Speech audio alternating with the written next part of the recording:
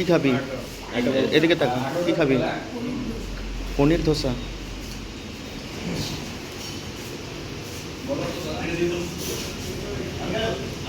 আমাদের একটা পনির ধোসা হবে।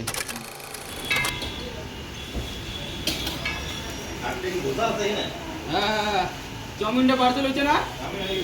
চাউমিন হয়েছে, ধোসা আছে আর চিকেন রোল, মশলা ধোসা আজ দিচ্ছি। 7টা প্লেট 2 নম্বর, একটা দই বড়া। কি পার্সেল খাবে?